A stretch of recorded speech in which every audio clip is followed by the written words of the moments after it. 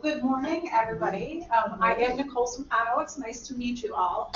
I am the Director of Distance Learning, which is a brand new position for Triton, so I am thrilled to be here and join the team. So you are here today to learn about the process and what it entails to design online courses here at Triton. This is a little bit about what we're going to cover, and if you have questions as we go, just by all means ask them. I gave you a handout when you walked in. I'm a tactile learner. I like to take notes even when I have things on screen, and I love online learning. So that is optional for you. You know, you can use it, you can disregard it. Just know that it's there for you and it accompanies this. So here at Triton, there are 3 different modalities of courses that are recognized. The first one is an enhanced course. And with that, it's fully in person. You have an online Blackboard shell. That everybody has that who teaches courses here at Triton. There's no approval needed for that. It's encouraged that you use your Blackboard shell for supplemental information for your students, but it is nothing that needs to be approved here. We've got the hybrid course model, and with the hybrid course model, some of your teaching takes place online, some of it takes place face-to-face. That's what a hybrid model is. With it, 50 to 74% of interaction occurs online. Some educators like to do this where they have the first course be in person, so everybody gets to know each other. Then they go online for the next few weeks. Then they might come back together for final presentations and so on. You as the instructor can determine what that looks like. And then the third modality is a completely online asynchronous course on Blackboard. There are no course meetings where students are required to come together online. All of the interaction, all of the instruction takes place via Blackboard. You can have optional study sessions, office hours, but they cannot be required in a truly online course. So there's a lot of benefits when it comes to online courses and distance learning. And you'll hear me say those phrases a lot. Distance learning and online courses are very interchangeable. But what we're finding from all of the studies that are put out there is students want more flexibility in their learning. Back in April of 2022, McKinsey and Company surveyed more than 7,000 students. And out of that survey, they found that 65% of them want some form of their courses online. More recently, this year, Quality Matters has a changing landscape of online education report. When they surveyed chief online learning officers, 77% of them said yes, they're finding that their campus-based students are asking for more online offerings. A little bit closer to home, I dug into the spring 2021 student course preference survey. Now, what I found is I found a lot of the students, again, I'll show you their rationale, things that they listed on the survey for reasons they wanted online offerings here at Triton. What I took out of this was encouraging, because remember, this was from 2021, so this is when everybody was online, forced through the pandemic closures. So the fact that students after that time still wanted online learning, I thought was really important. It's better for students with full-time jobs. We know that 75% of Triton students are part-time students, so rationale tells us that a lot of those might be working or doing other things while they're not attending school. It's more convenient for people that are single parents or have families outside because, again, they can either relieve that child care cost burden to have to find someone in order for them to come on campus, and it also gives them the ability to focus after hours. We found during the pandemic, and I was in K-12 prior to this, worked in an agency around the state of Illinois, that a lot of high school teachers actually found their students were online at midnight, asking questions, you know, really engaging with their somewhat younger, you know, high school teachers that were also awake at that time and online. So again, it gives our students the ability to work when it is convenient for them. Several of them reference that they have other caretaker responsibilities that take up their time during the day, which is a problem for them to have to come onto campus every week. Also, it's the ability to create multiple sections of the same course so more students can enroll. Now, even though I was with an agency that worked with K-12 educators prior to this role, I've taught online for 3 universities for close to 15 years now. Dominican University is one of the ones I teach for. Every single spring, I have students that are emailing me like crazy saying, can I please get in? Can I please get in? I need this course to graduate. So by offering multiple sections of the same course, that can actually help the course sizes stay manageable and allow students to stay on track as well. It also gives the potential for increased courses in the summer, because remember, 75% of them are part-time. They get out of that school mode. So offering online courses during the summer can actually help keep some of them in that school state of mind. And then also, it's the ability to save money and time commuting. So some other things that we also find about distance learning. We have some neurodivergent students that for some, they just prefer this modality to engage. They don't necessarily want to be in a traditional classroom where sights and sounds are not conducive for them. It also has the potential to bring new students who might not enroll at Triton traditionally because of the distance. Distance learning gives the opportunity to bring in newer clientele as well. Of the top 5 four-year institutions that our students transfer to, all of them offer online courses, and in many cases, they offer online degrees as well, complete degrees online. So by Triton offering online courses, we are actually contributing to a successful transition for those students, because we are providing them with not only the digital skills that they need to be successful online, we're making it so that they are comfortable with this modality when they do leave us here at Triton and transfer to a 4-year university. It also gives us as faculty and staff the ability to stay current with technology and pedagogy, because it does continue to evolve.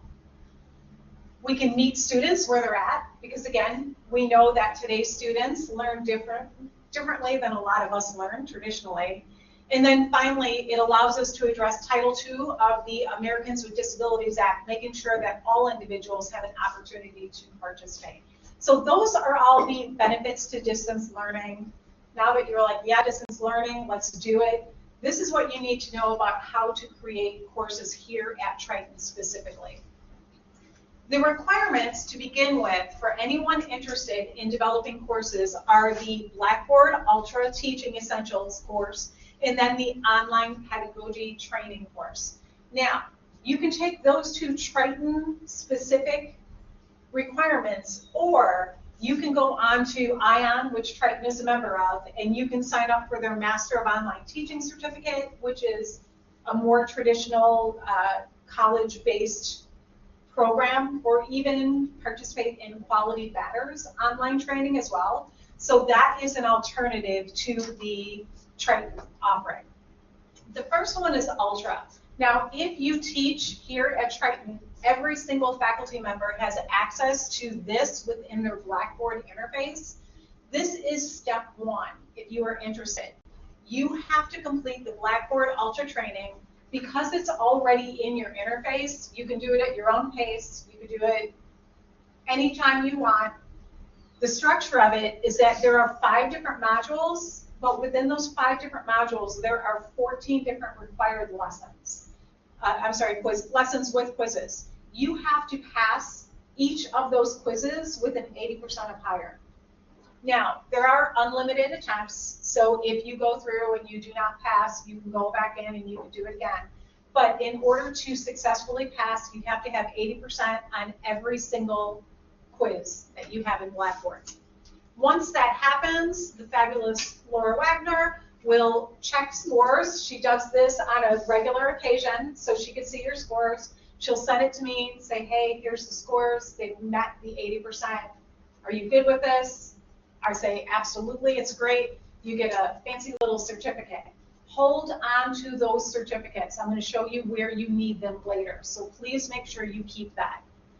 So after you get this, Laura will also say, hey, next step is the online pedagogy course. That's step number 2. This has to be done first. And then she'll let you know when the next cohort begins. So we get into the online pedagogy course. Again, the Ultra training is prerequisite. This is also a 6-week program. It's asynchronous, meaning that you could do it at your own pace. However, one module is released every week, and every week you have deliverables you are responsible for. If you say, yeah, I want into the online pedagogy course, and you do not participate, you're dropped from the course. And you have to wait until the next cohort comes into play. So do keep that in mind that you do have deliverables. In this particular case, you have to have 85% overall mastery of the entire course in order to be deemed successful. This one does not focus on Blackboard. This one focuses on online pedagogy, what it's like to teach in an online environment. So that's where we're at with that. Can I ask you just Absolutely. real quick? We were required, I'm in with adult ed, and we were required to do this. So I did it 2.5, 3 years ago. Yeah. Is it the same one, or do I need to do it again? It's mostly the same one. Again, with my new position, I'm slowly starting to make changes. However, I cannot make substantial changes, so you should be okay. Okay. Yeah, good question. So we are currently in the 3rd week of the current cohort. So the next available cohort would be the 1st week of February. So if you are interested, you have to make sure you pass the Blackboard training prior to this so we can get you into this one. Okay. So requirements, and these you can see I've got page numbers listed here. If you are a full-time faculty on a tenure track, you have to be trained in the online realm, which is the Blackboard Ultra and the online pedagogy, the 2 I just showed you, before your 5th semester here at Triton on the tenure track.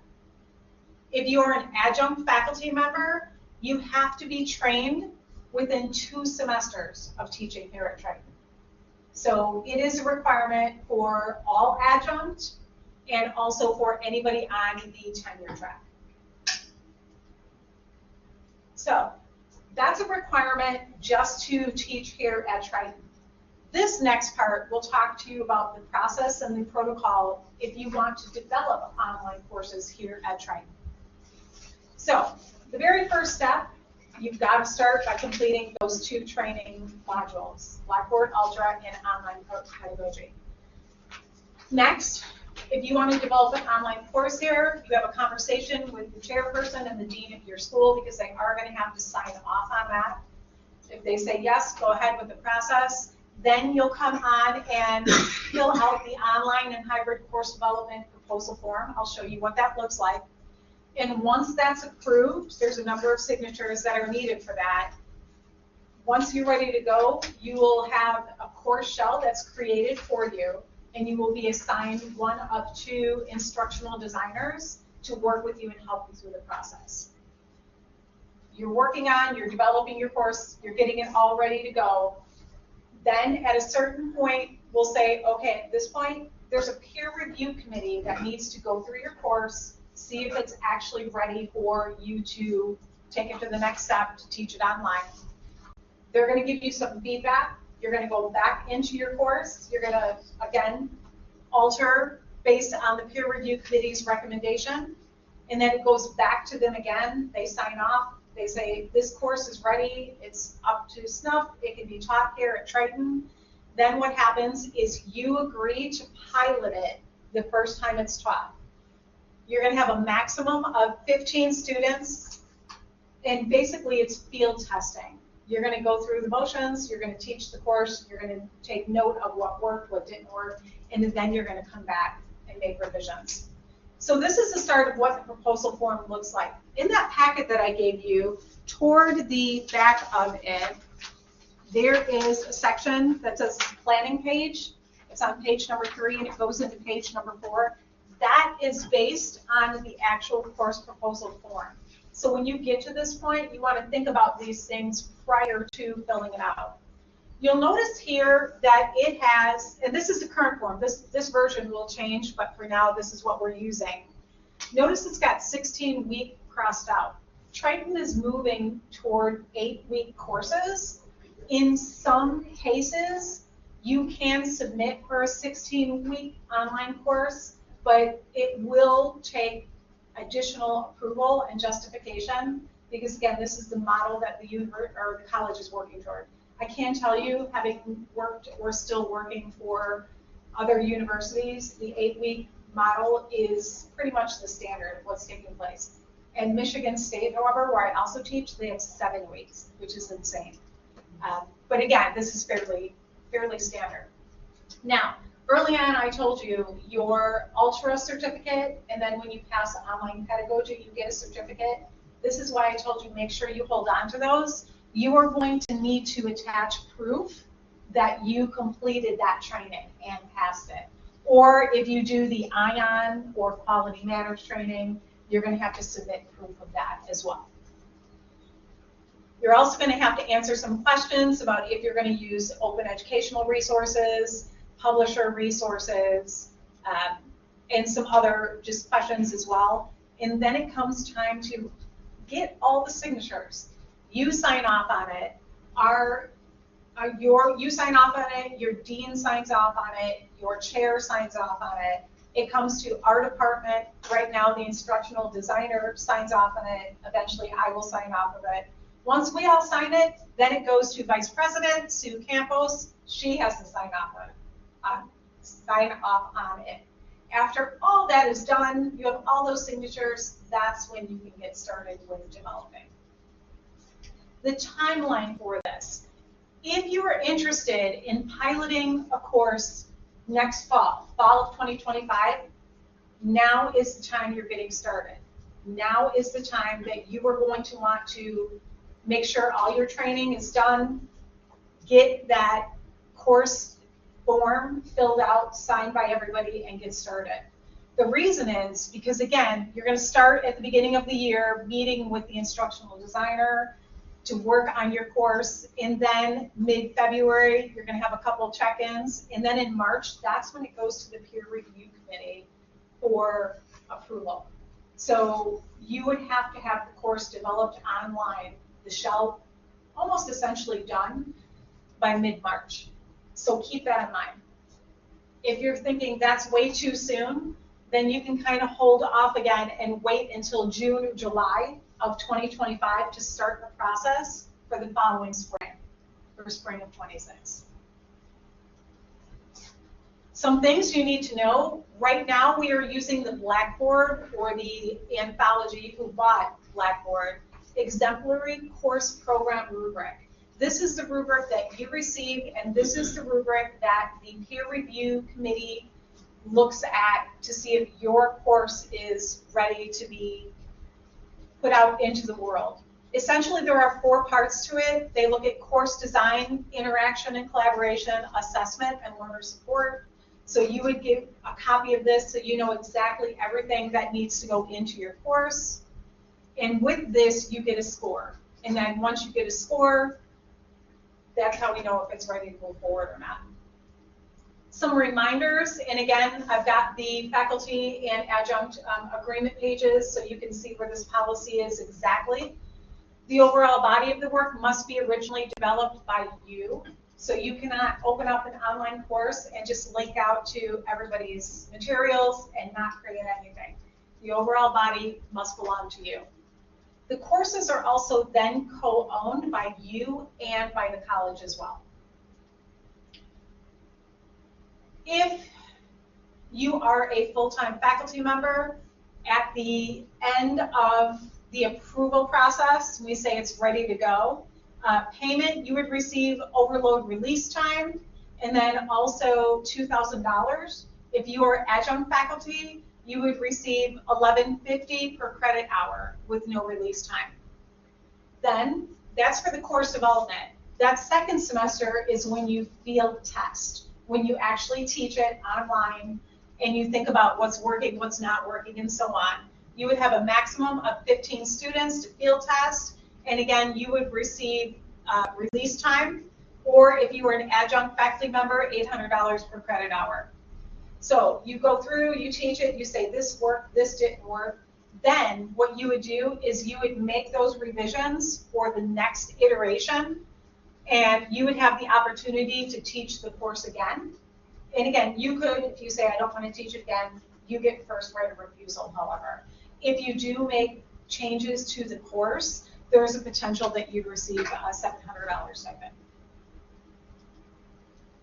As I mentioned earlier, courses are designed in an 8-week format, and then there's a general template that is put into Blackboard for you. You don't have to use this template, but some people find it, especially in the very beginning, if they're new to creating online courses, they find it helpful to use that as well. And that's the entire process in a nutshell. Do you have any questions for me? Is there a renewal process, like a lot of us did the Blackboard, the old Blackboard and pedagogy training before? Right. So if you're developing an online course, do you need to renew those things? No. No, as of right now, as of today, there's no renewal. You did them 10 years ago, right now they're still current. It's one of my future to-dos. The second thing, how does anyone know any changes I've made to the pilot? That's a great question. This is my first iteration on it. I'm not entirely sure about that. I'm assuming it either comes into the instructional designer and they sign off on it, or it comes to me or the peer review committee. That I'm not sure on. I'm piloting a course with like full, not 50 students, but like it was like 424. That's above my pay grade. But yeah, you know, that's very interesting. Yeah, I have a question. Typically, you've been teaching online for a long time, Yes. right? So typically, what is a class size for online? I am not the right person to ask because my last course had 32 students, and that was, I agreed to that. But I agreed to that because, again, I get all of these, please, please, please, I need it. So that was mine. Gosh, 17, sometimes I've had. Michigan State, it's incredibly rigorous. We're usually lower. If we have 8 students, I start to panic because it is so rigorous and so time intensive. So the range is just all over the place. I can just speak from the science department.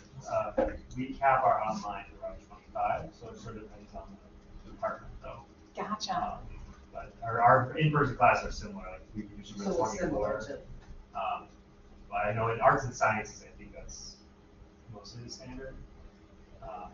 We do a lot more hybrids though for the labs, so those are limited by the classes in the lab. But, Yeah, I'm teaching the nursing assistant program, we're in allied health, and we're trying to get something to an 8-week or a hybrid or something because there's just way too much fluff and too much time. Over appointments sometimes. Yeah.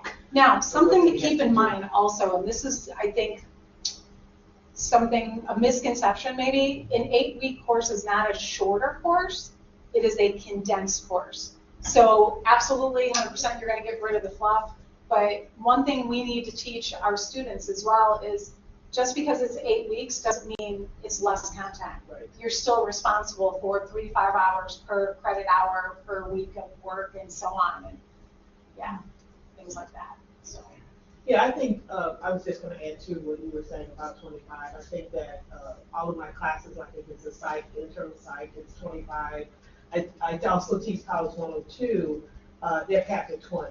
Mm-hmm. So yeah, yeah.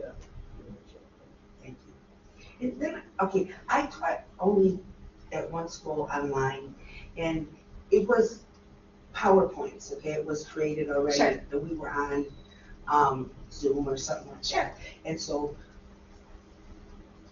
what does it mean, design an online course? It's not just PowerPoints and tests and projects? What? Yes and no. It is so individual to the actual educator or instructor of the course. So my courses, I wonder if, Laura, can we stop recording? If you give me a minute, I can pull up one of my courses